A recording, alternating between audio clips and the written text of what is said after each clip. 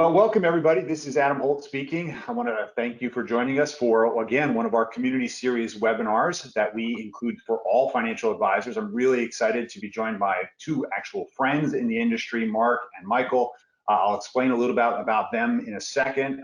For those that are joining us for the first time, you might know that AssetMap has been committed to putting out thought leadership webinars and opportunities for us all to learn from each other, because we felt it's one of the biggest challenges we've had, been so separated of late. And so hopefully this lives on as an ongoing archive of great ideas that we can all reference over time. So today we decided to focus on a community of business owners, probably one of the biggest opportunities that advisors probably haven't taken the best advantage of. And so when we thought about doing this, we said, gosh, who could we bring into this program that really knows the space? And we were lucky enough to get both Mark and Michael to join us. So thank you, gentlemen, for being here. I know that you're quite busy. My pleasure. My pleasure. Thank you. Thanks for asking. Great. Now, to give you some context, all of us have been in financial services for some period of time. I know from Mark is very well known, at least at some was almost better for me to describe Mark than to Mark to describe himself. Mark is a powerhouse in terms of his overall ability to talk to business owners, and also he's built an entire firm in Ohio that's centered around the idea of creating legacy and also helping people manage their money and make good financial decisions. Tends to focus on the business owner marketplace, so really understands the nuances of dealing with business owners and, of course, the issues they have and how to help them over the entire life cycle of their financial needs. So really, thank you, Mark. I mean, obviously your reputation precedes itself. How many, is it 30 years in the business now? 33. No, 35. 35. But who's counting? Who's counting? It's been a long time. It's been a fun ride. But thank you, Adam. You are a great AssetMap is a great, terrific addition to our practice, and the friendships between you and Michael mean the world to me. So I'm flattered to be on this call. Thank you. That's great. Well, thanks for being here. And I hope that for those of you that are joining who are in the field of providing financial advice, also reach out to Mark. Is a fantastic, capability, willingness to help is really just awesome. So thank you for being here and contributing without any expectations. That's really cool.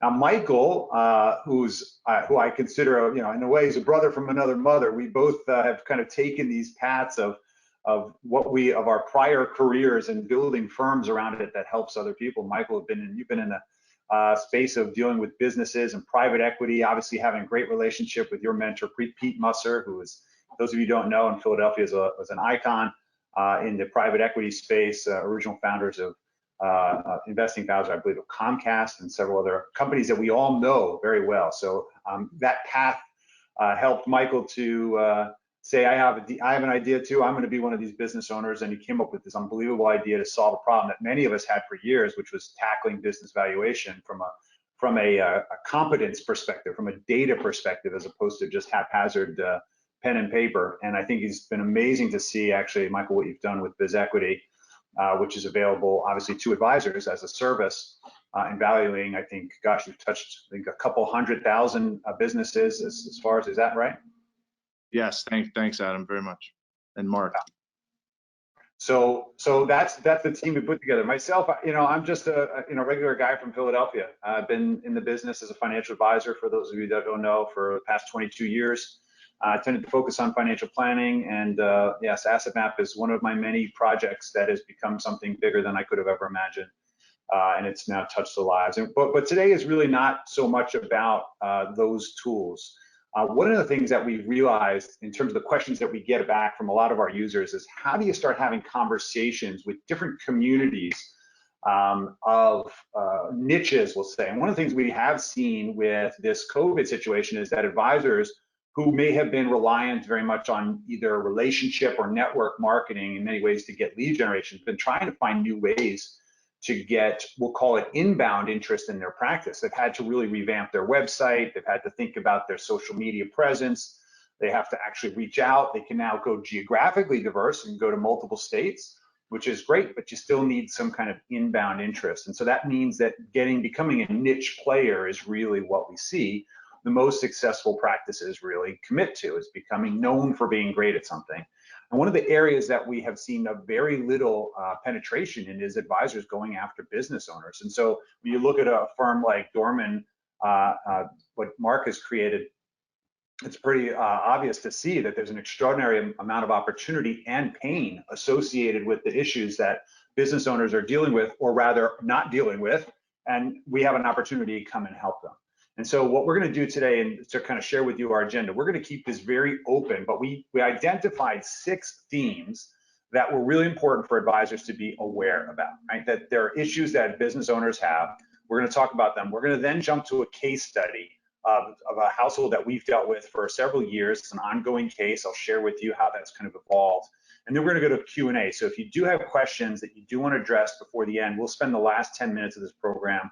Although you're all on mute, we'll actually ask that you put in the panel on the right side what those questions are throughout the program, and we'll be sure to address them towards the end. So here's the 6 themes that we came up with that we're going to talk about. It's not inclusive of everything, but it really is, I think, paramount to understand what are the major topics and ways to entree into financial advice for business owners that we need to think about. So here's the list that we're going to talk about. We're going to take them one at a time. So we're going to kind of all go around the room proverbially and have some commentary, and I'll facilitate this. And this is the opportunity. We're not going to spend a lot of time on putting data on the screen. This is your opportunity to take down notes where you see appropriate, or just listen and internalize it, or figure out what you need to do to take action on one of these things that you could probably grow in, or reach out to somebody and offer help right away. So let's just go into this. The first theme that came up was this concept of starting with what matters. Now, Mark, I'm going to ask you this question because I think this is something that you brought up, and I'll try to frame this. We hear that a lot of business owners have not taken a lot of action around their finances. My experience has typically been because they focus so much on the business, they ignore their greater financial health, if you will. How do you start engaging with a customer in addressing what matters and what they should focus on? Well, that's a great question. It's a very complicated one, but I think that as I kind of look at an exit planning discussion or discussion with a business owner in general, really try to get them to divide in their mind, you know, the kind of the analytical issues, the valuation, the operation of their business, from really the emotional issues of what matters to them, right? And when you're approaching particularly my counterparts that are maybe in their mid-50s and above, you know, it rarely ever is about the money when you're talking about what matters. It's typically family, workforce, community. You know, the money always follows, or that they feel like perhaps they're wealthy enough, but we really get them focused on what we call their kind of home run scenario. So, you know, ideally, if you were to shut your eyes, what would be the ideal outcome for the transition of your business or the succession of your business? Who would benefit most? Where would it land? You know, whether it's the key employees, family members, or is it a third-party sale? Really trying to get them to focus. And these aren't questions. I've got an engagement right now that we'll work on. These aren't questions that can be answered, you know, over a lunch meeting. This is you know, let's go away. Here's your homework. I want you and your wife to think about what really matters to you. And then when we meet again, we're going to talk about how best to accomplish that.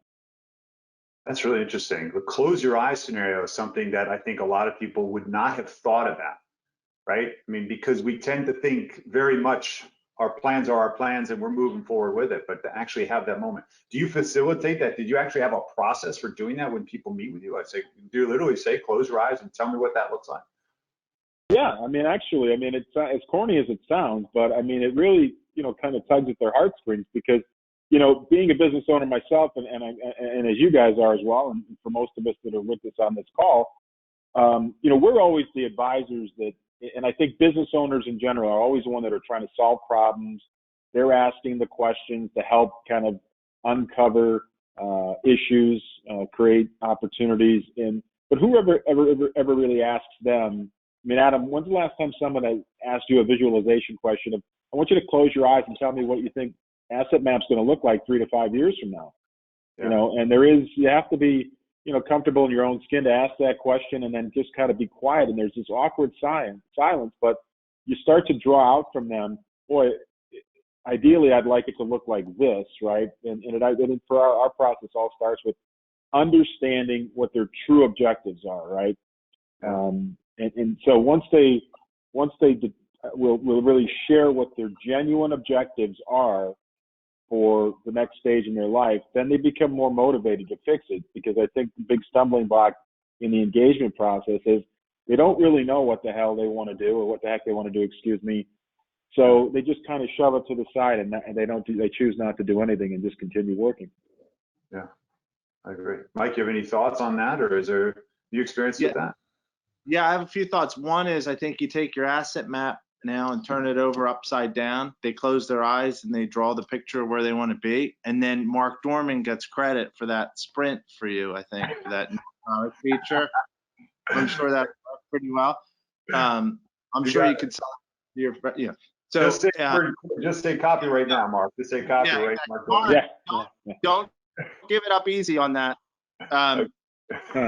No, all in all seriousness, I love this idea that Mark said about your dream state, because being, like we all are, right, entrepreneurs, and a lot of entrepreneurs on this call, a couple hundred, it is your, next to your family, right? It's your baby. You put everything into this business. You're funding the company. You're the last one to get paid in the beginning of the business. And yet when you talk to people and they ask about your financial, statement, or your net worth, no one historically has given credit to the private business value of the shares you have, right? And like, that's one of the reasons why nearly 10 years ago started the company, right? The business never got credit. When an entrepreneur goes for a loan at a bank, even today, right, they treat them like they're getting a lease on a car. What's your credit score? What's your current income? No one asks what your business is worth. So that being said, which I think we'll talk about later, because I think it's a huge opportunity for financial services to create customized products and that are informed by the business value itself. Yeah. But it's almost like, I would think about it like a GPS, like, where are you today, especially in this horrible time, right, of the pandemic? So where are you today in your business? We know it's not the ideal time to sell necessarily, unless you're, Zoom or a video conferencing company, or, but where are you today? And then where do you want to go? And Mark's idea, the dream state scenario, and then you can start plotting and mapping, right, how to get them there. And I think advisors, financial advisors, which I am not, right, software entrepreneur, financial advisors really have taken, I think, this role the last half dozen years, 5 to 10 years or so, with business owners, because they can relate to them, right? When Mark Dorman is talking to a business owner in Columbus, he can relate to them because he's a business owner, right? So I think it's such a great mantle for the financial advisory community to pick up, and especially in this time, because business owners need help more than ever.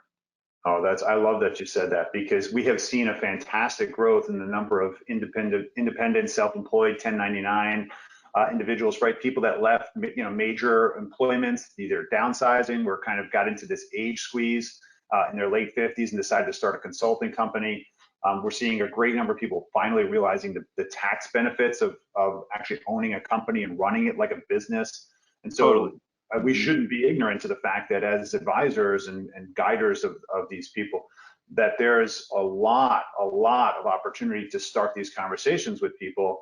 And I think one of the bigger takeaways that I think our audience can hopefully gather here is that being proficient in answering some of these core questions, like not the least of which is, what is really the longer term vision of what you want, as well as giving credence that recognizes that the business has so much more importance to your total balance sheet and your actual quality of life, is really important, that we need to be sensitive to it. So that's a fantastic segue, because in all of our conversations, the second theme that came up after figuring out how do we start these conversations with business owners is really, how do they get to understanding the business valuation, right? Because most people don't have a clue. So Michael, you've been working so much in this space, to help us understand why it's important to get this out of the way fast, or at least give a path.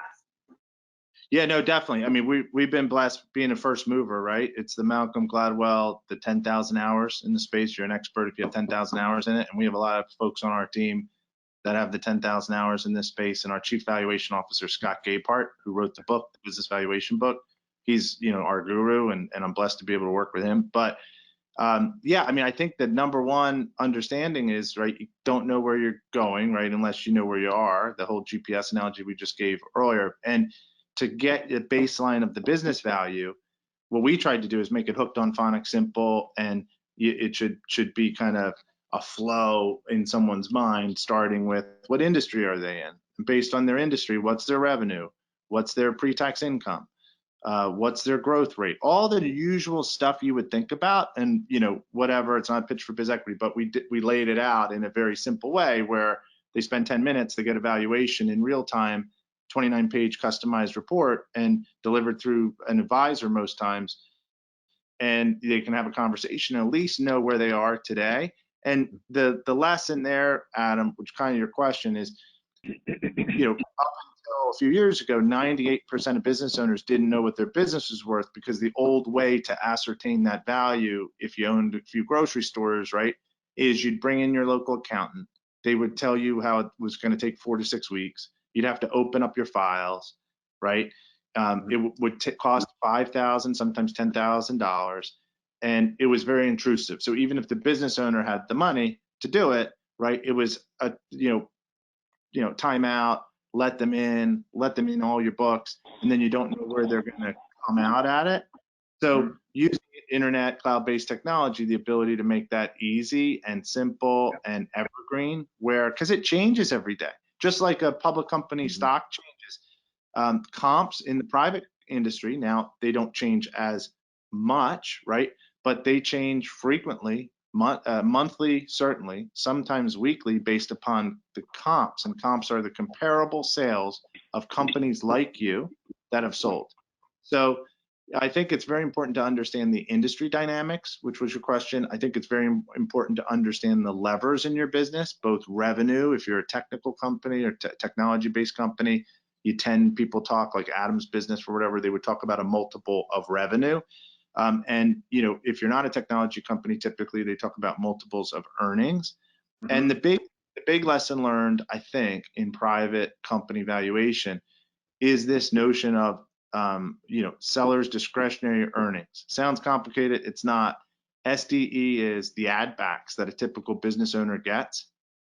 So if you think that you're just going to apply an EBITDA multiple from a public company sector to your private business and say, oh, that'll be my valuation, 9 out of 10 times you're going to be very disappointed, because you didn't accrue for or get benefit for all the add backs, because your EBITDA, right, is much less as a privately held business with all these add backs. So this notion of SDE adds the add backs back to get true earnings for a private business owner. So point being, I think SDE is one of these rays of light, rays of sunshine for the business owner, where they realize, oh, wow, my business is worth more than if I took an EBITDA multiple from a public company that's a Fortune 500 company and applied it to my business. And I think it's really important, because it affects planning. It affects how they think about their business for an exit value perspective. And you mentioned we helped a few 100,000 businesses through our advisors that resell our product and so on and so forth online. Some of our like proudest moments at the company is when literally business owners say, I didn't think it was worth anything. And that's crazy. And they didn't think it was worth anything because maybe their smart niece or nephew asked them the EBITDA number, and maybe they didn't have much EBITDA, right? Because they were distributing stuff out, or lowering their tax basis by doing the add backs and so on and so forth. So when you multiply that by your non-PE figure, you might think your business is worth it. But if you actually do a proper valuation, you realize, wait a minute, there is exit value here for my family and my team members. So those are great. Yeah. No, that's a wealth of information. And I think so many financial advisors we know haven't even been versed on a lot of those concepts. And yet here we are charged with, giving them guidance. So Mark, do us all a favor, make this real for us, and how you're dealing with how you get to help a client who's coming to you for financial advice and understanding their business valuation. Why is it so critical? I mean, sure. So I think that, a couple of comments, and that was a great explanation, Michael. But at my age, I'm 55. I was very fortunate when I came into the industry at like 2022, right out of college, that I was working at New England Financial in Cleveland, and it was a business insurance agency, and I never even knew that existed, that whole marketplace. And why would I, right? But I quickly found myself, the youngest guy in the back of the conference room listening to things like split dollar, non-qualified deferred comp, the old pension, retired lives reserve, all this stuff that's kind of changed. And then we had the 86 Tax Act, and then what happened was, kind of the mutual fund industry just kind of burst into space. And there was kind of a line in the sand where a lot of financial advisors went into the financial planning business, or what I would call kind of more the AUM business. Mm-hmm. And I just made a decision to kind of plow forward and stay in the business market, and kind of that, just kind of kept my head down. And, no one told me when I was that age it would be helpful to work with profitable businesses. So that took me a while to understand all that. But, lo and behold, I find myself, in my mid 40s as being one of, the only, really in my marketplace, Cleveland Akron is one of the true business planning professionals, because most of my competition has kind of gone in the other direction. And I say that just as a backdrop, because when I speak with business owners, inevitably, they'll say, I'll say, well, who are your advisors? I've got Michael Carter's my CPA, or Adam Holt's my lawyer. And then, who's your financial advisor? Oh, I love my financial advisor.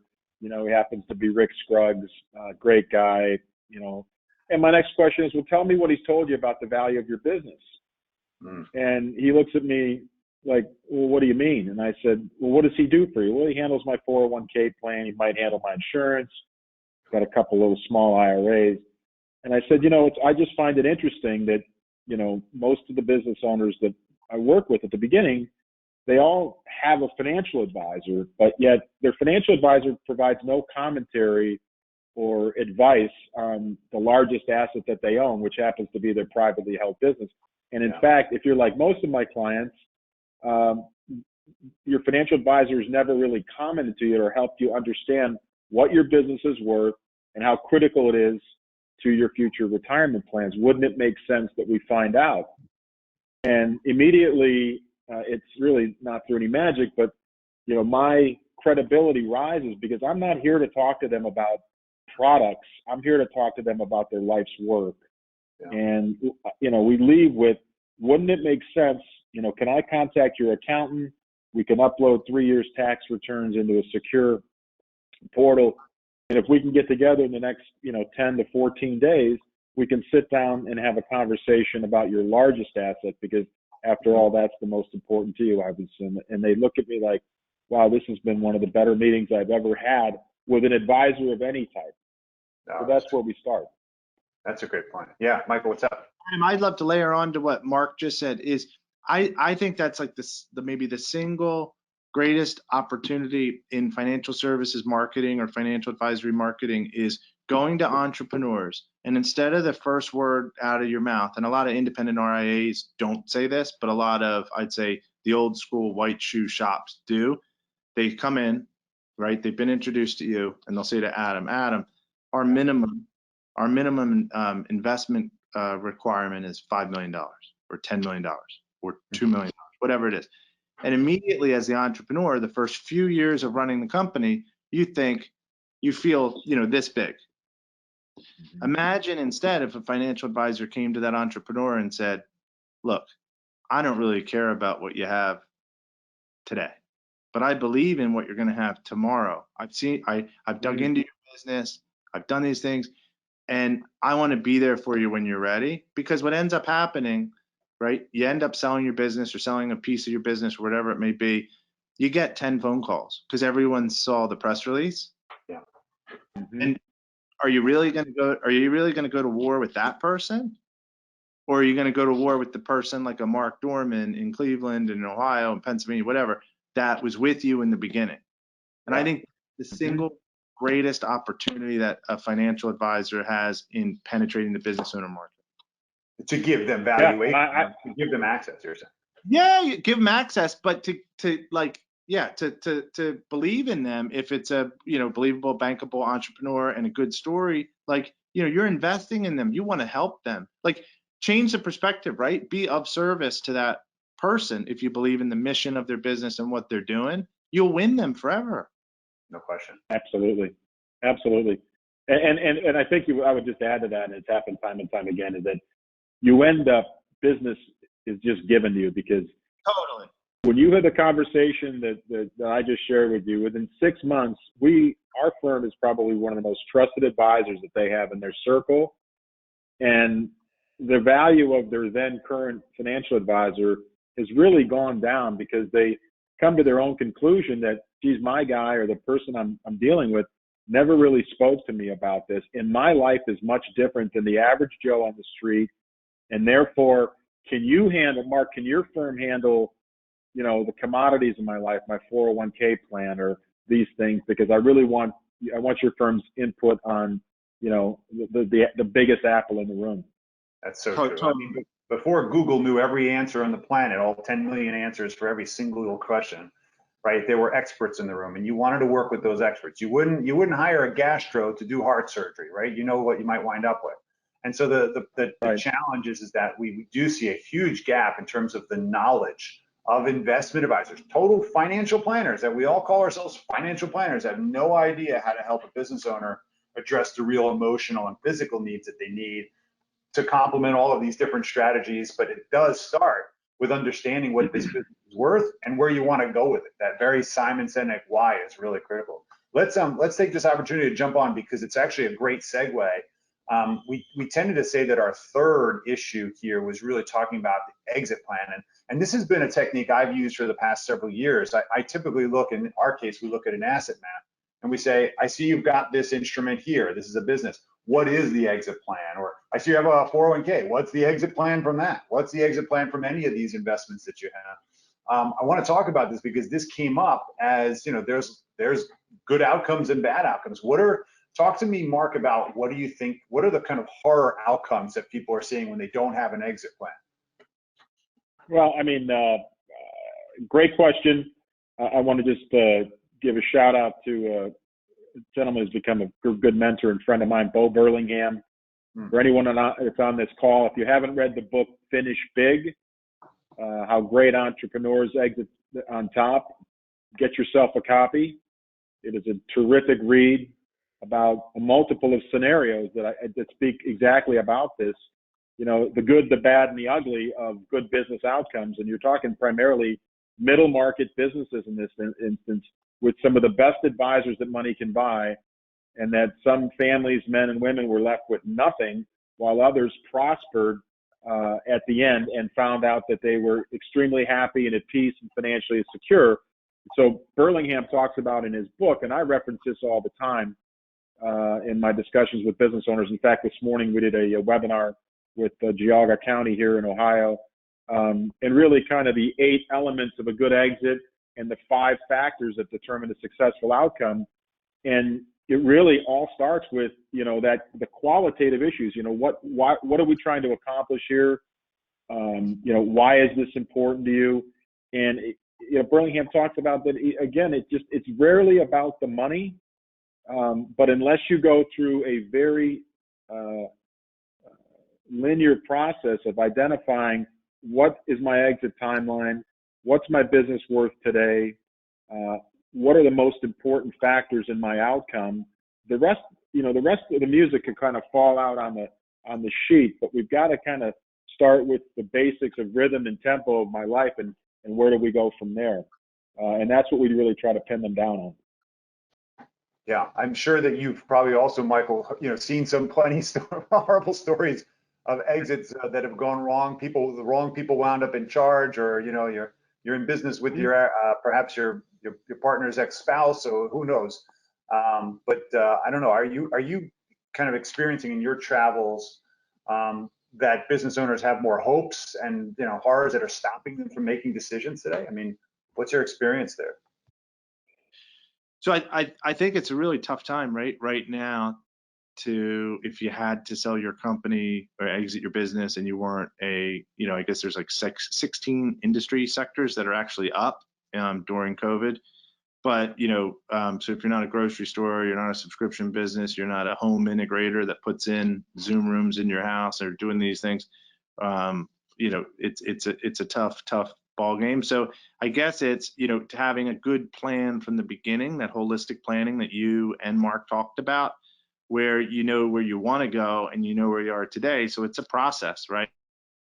And maybe in a time like this, it's a process to tighten the levers a little bit, get earnings up by you know sucking some of the cost out of the business and doing things. So I think it's a time probably to go inward, to do some of that planning for the future in terms of where you want to end up being, and not so much a time today, again, unless you're in one of those 16 sectors that are experiencing growth, to try to put your business on the market.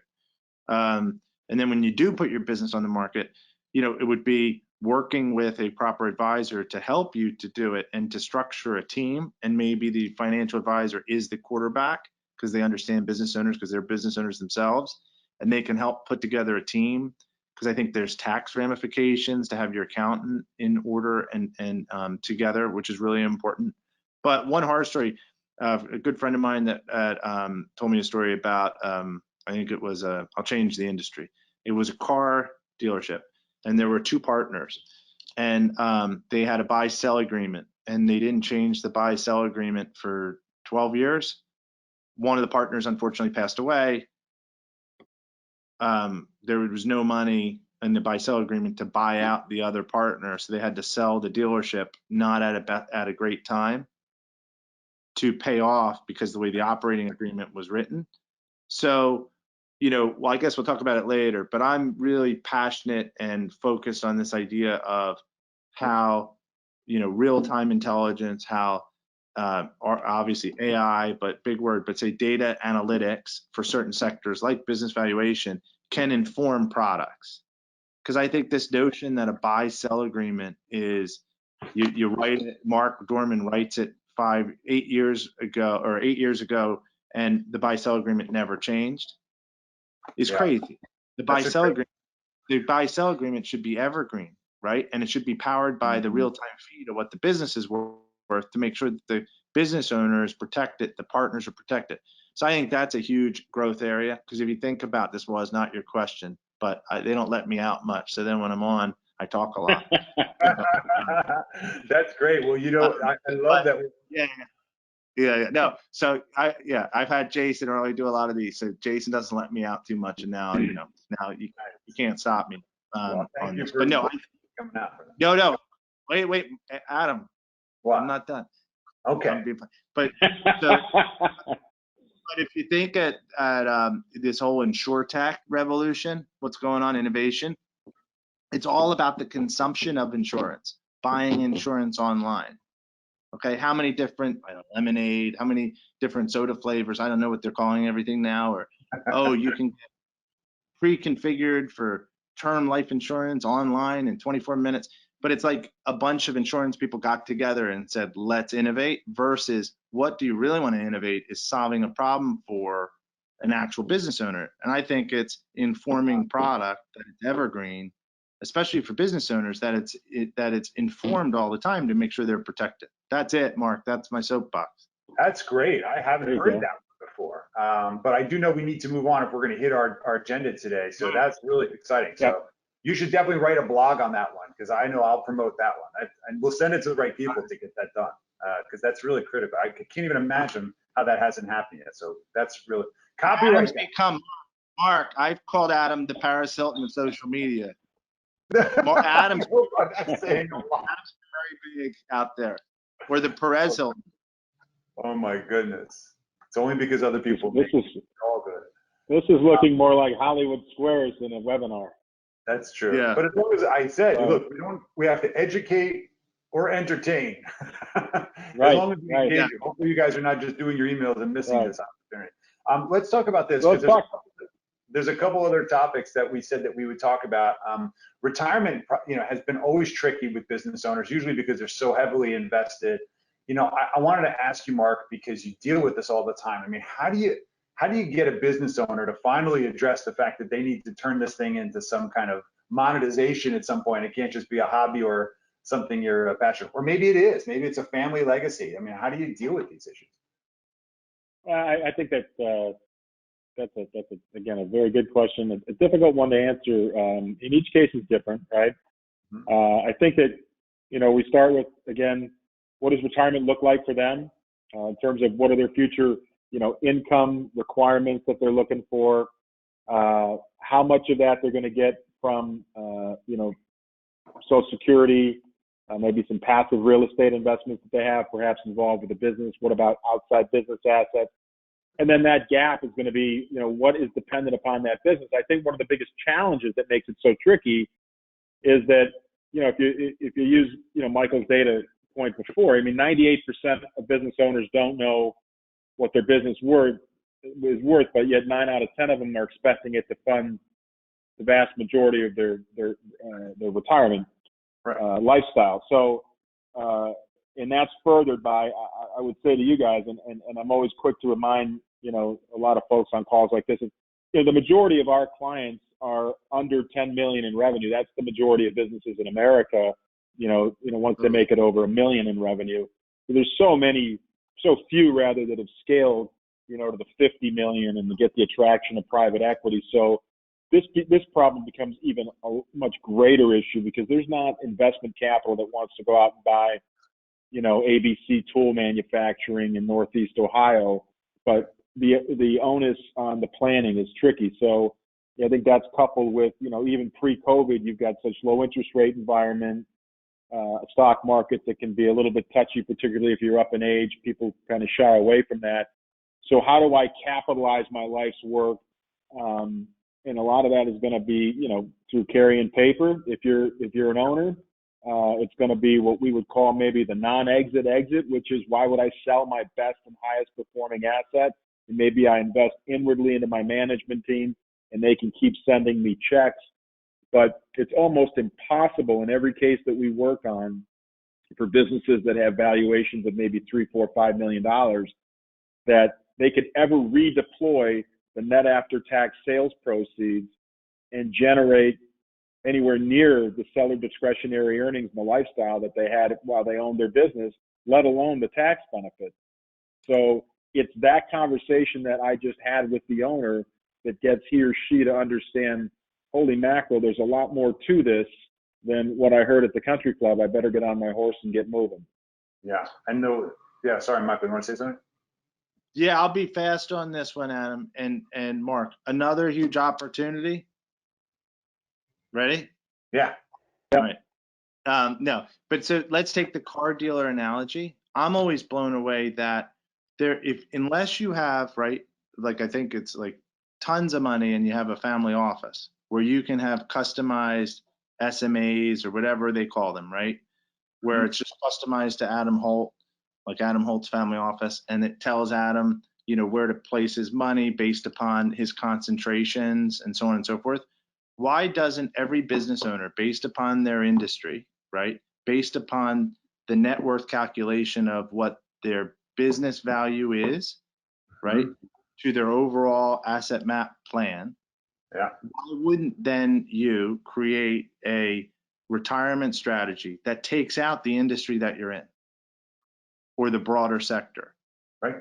That's kind of because you're concentrated. Yeah. You can do it, right? You could do it with ETFs and so on and so forth, but we're waiting for a financial services firm to build that. So we're actually working with one, at least currently, right, American Century, to talk to them about doing that, and they have some great points of view on that.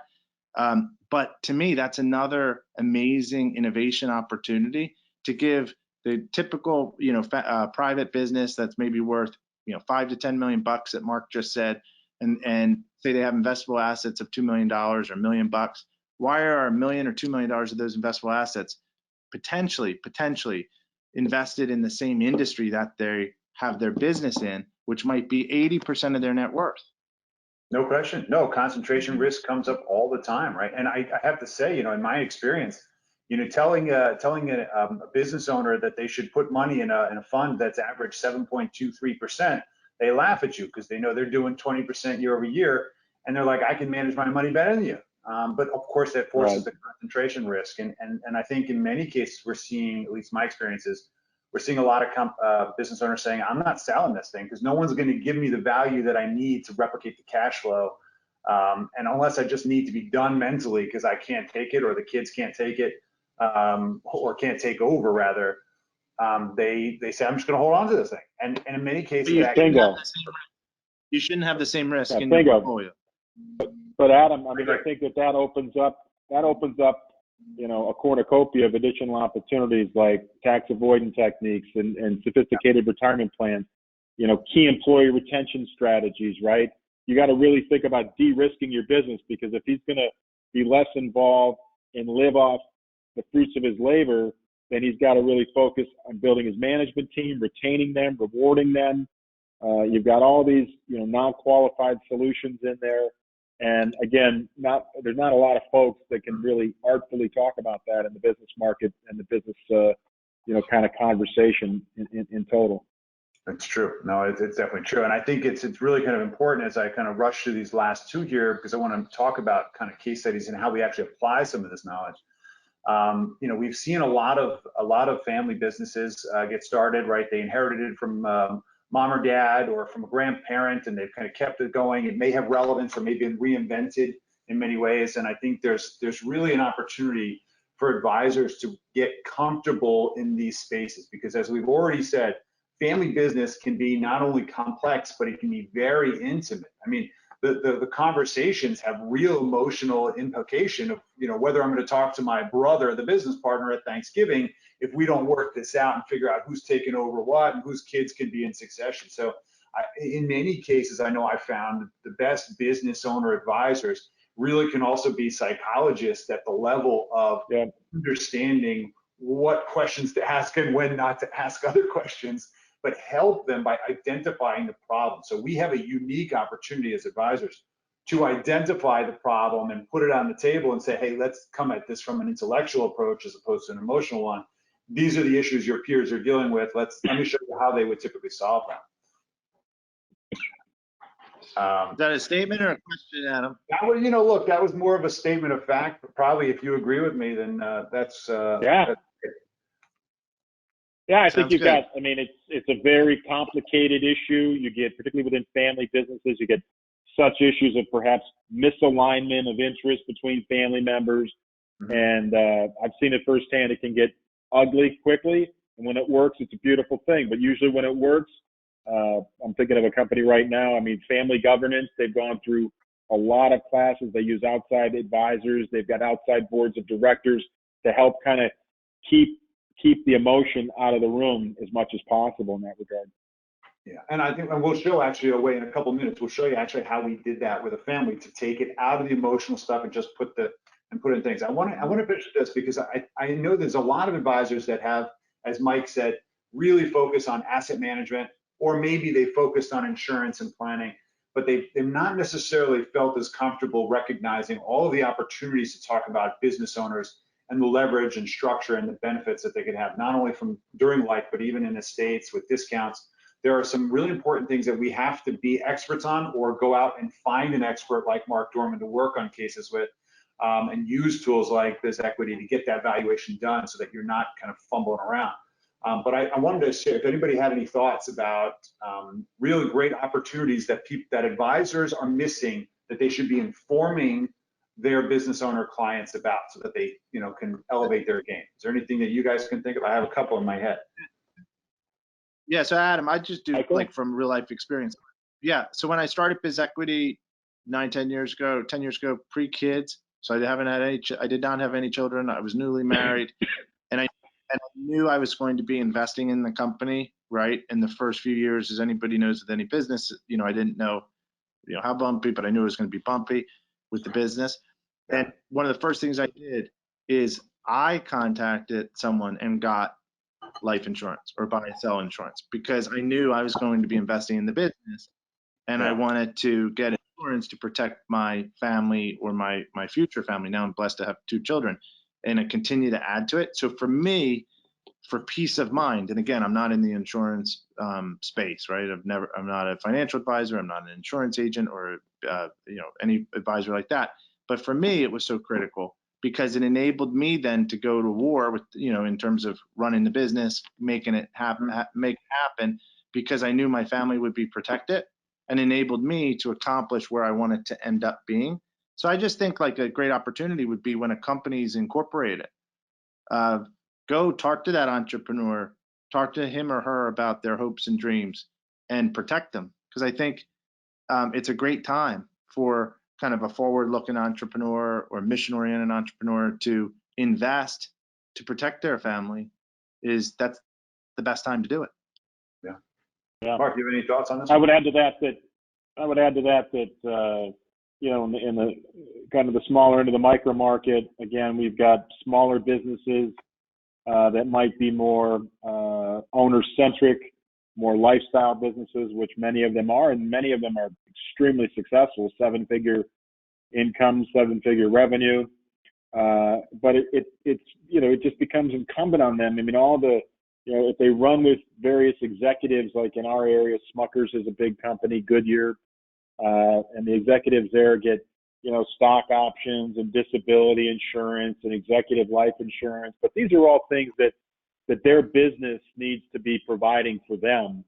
And it's our role as advisors to be having these conversations that, part of the cash flow from your business needs to be protecting you and your key people from and providing them retirement income lifestyle benefits, much like a Goodyear or a Smuckers would be providing it for their executives.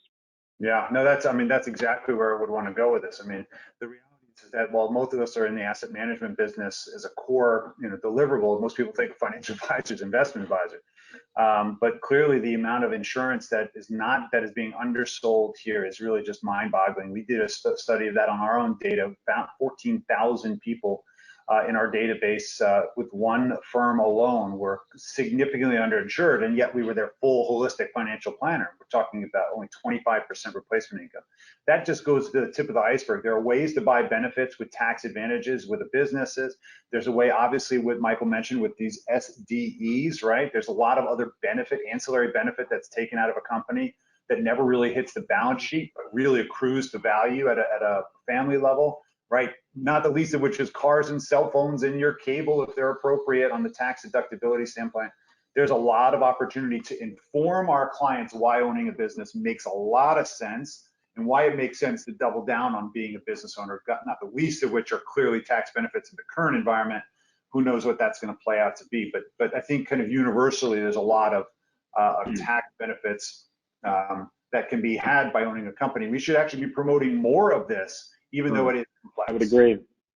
And I think one of the conversations. Sorry, Michael, to jump in there, but one of the great tax benefits that advisors don't, because it's a bit sophisticated, but they fail to get around to is, implementing cash balance pension plans or defined benefit plans where you're taking SDEs today or money or distributions that are going to be taxed in these pass-through entities, sending them down the road on a deductible basis, letting them grow tax deferred, and also very, very keenly making them outside the claims of creditors if things go bad with your business ownership. So you've got so much protection there as well. That's exactly where I was going. I do want to take us to the case study. We'll have opportunity actually to comment more on this. I want to say this very specifically, right? So you might, if you're listening to this program, you're thinking, well, okay, I kind of know a lot of this stuff, but I'm like, but here's the thing. All of us know a lot of stuff, but we don't always do what we know, right? And so the interesting thing about this is more than ever, especially with this disconnected environment, we need to be proactive as advisors and reach out to our clients and start talking about this stuff. Not because they asked, but because we know it's an issue and they need to address, and we're going to help them because we have the resources to help them. They just don't necessarily know this. I keep running into these situations where I bring up these ideas, I drop these, like, have you thought about doing this? They're like, no, how does that work? I'm like, nobody's talked to you about this? You have 6 advisors.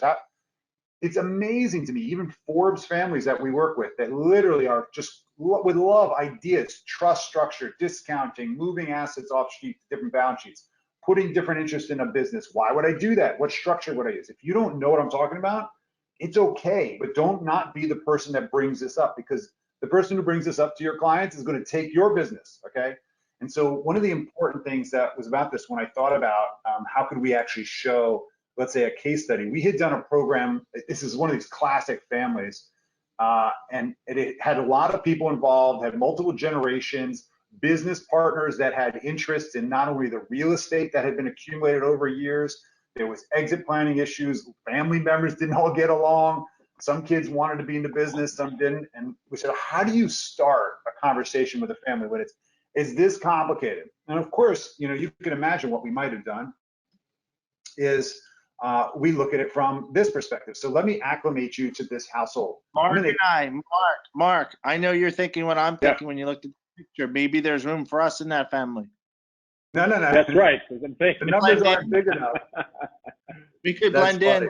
Oh, actually, I was actually thinking maybe there's room for me in your family, Michael. Oh, yeah. Right. You might not like the numbers. I don't know, but it depends what you have to do for the money, right? So that's always the case, right? So, what we're looking at here, this is a typical family. This is John and Maureen. They're in their 60s and 50s. They had built this company. We renamed everything, as you can imagine, to Widgets. They actually, just to understand their family, they actually have 2 children. Spencer wants to be in the company, was an intern ever since he was a kid. He started carrying stuff in the manufacturing business. So it's in the blood, right? This is not a business. This is almost like a nationality with a flag, okay? Eva was more of an artist. She didn't really care about the family business. She didn't want to get involved in the drama, although the families really wanted her to be involved. There was Mom. Mom was one of the original matriarchs of the family. So she was still she showed up even in her 80s at the office and did some office work, and everyone, knew Nana as the person who knew where everything was buried. But this became a significant business. There were 2 other high-level people that were brought in, Anthony and Scott. You can see they were the COO and the CFO. They actually wound up having interest in the company, and they had obviously a very big stake in it. And because they were, Anthony was thinking he wanted to retire soon. He's kind of had enough of it, but there was a lot of dependency on him. We couldn't get him out. They thought a lot about their employees. They had 45 employees.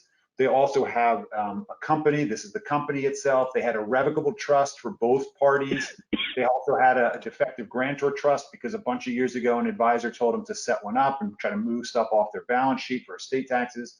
They had a life insurance trust with some nominal life insurance, not even enough to even shake a stick at. And they were very involved in their local high school. They basically sponsored their baseball team, and it was a big deal for them. They wanted to continue to do it. It was the mechanism for doing it is they basically bought all the jerseys, as you can imagine, every year, and they basically sponsored, and their brand was on the kids' clothes. And that was like their most favorite thing when you ask them about, well, what really matters to you? They're talking about the baseball, and they're talking about how they want their kids to have the same opportunity that they had from their parents. It wasn't about the money, you said, Mark, right? This is totally relatable, I would imagine. And you can imagine there's kind of politics too with the non-family business owners, and they feel like they just invested their lifeblood in this. When we looked at them from a financial perspective, there were a lot of sources of income. John was taking a salary, plus he also took a corporate dividend because that's how they structured their payouts. They figured it was a better tax structure to do that. They were getting rental income because they had moved a lot of the real estate into other business interests over the years. The challenge of which was it wasn't really in an ideal structure to move to the next generation without disinheriting the parents of their cash flow that they were very dependent upon, because they wanted that. And the structure was very much in a lineage, and it didn't really address the fact that Maureen was effectively going to be disinherited from almost all of this stuff if John died, because the parents set up the situation for the companies to go where? To the next generation and skip the spouse because of asset protection concerns. They didn't want to worry about marriages, so they dealt with a second marriage scenario by basically eliminating the rights from Mary to go right to their son, and then basically skip Maureen. Okay, that stuff happens, and all of a sudden nobody knows about it. Meanwhile, Maureen is spending every day at the company, making sure everybody's good. And guess what happens? God forbid, John's out. And what do they have? There's $2 million of term insurance for Maureen with a lifestyle that costs $400,000 a year. You guys see that problem? This happens all the time. Well-intentioned people think they've got it all set, got all these lawyers and accountants, and they got the financial advisors investing the money, right? They got all these investment advisors, right? They got Fidelity, and they've got this other bank. and they've got money at Schwab, and you can see this. Their stuff is all over the place. Private equity, all kinds of stuff. Commercial real estate, business interest, right? They got their business valuation, but he only owns 77% of it. It's not important for you on the call to get in the details of all of this. This is what we need to start doing as advisors, is put the facts on the table in a way that we can actually say, wait a minute, are these really the facts? Are these the right facts? If we just look at the kids, do they have the right assets in their names? Are there things that we should be thinking about to use the business to create leverage there? If we look at what the employees are doing today, do we have the right kind of benefit plans? How much of that 401k do they really control? Is this an ESOP option? Can we do a cash balance plan because of where the construction is? If we look at their trusts, do the trusts have the right stuff in them? Is it labeled right? Are the designated beneficiaries accurate? Is anybody checked?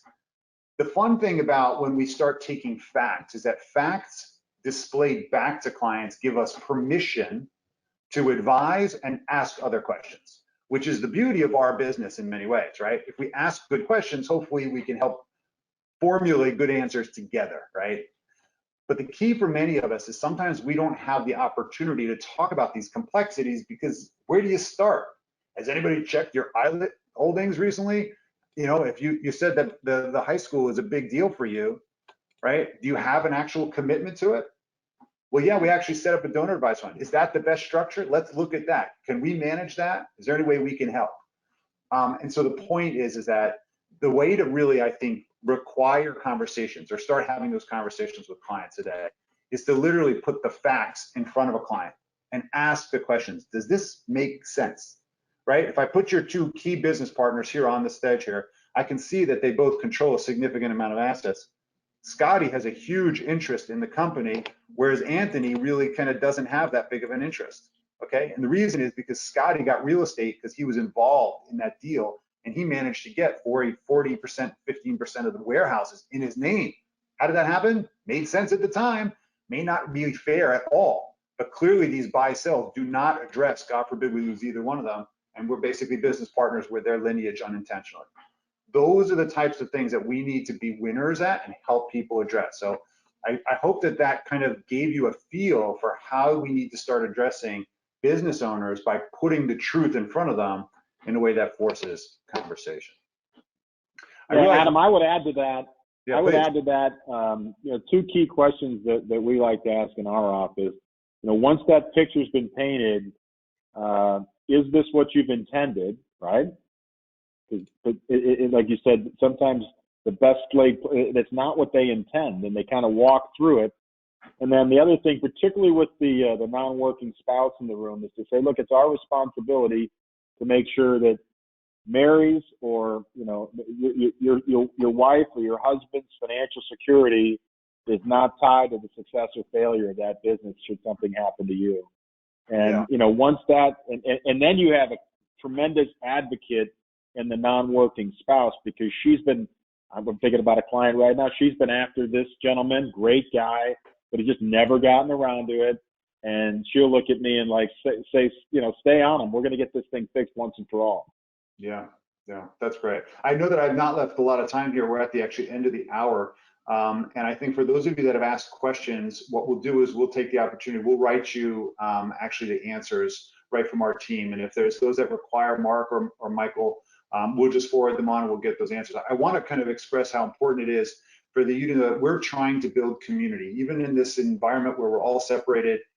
That's incumbent upon all of us to create environments where we can learn and grow from each other. And I want to thank you, Mark and Michael, for really your contribution to our industry and to this community today, because that's what helps. My pleasure.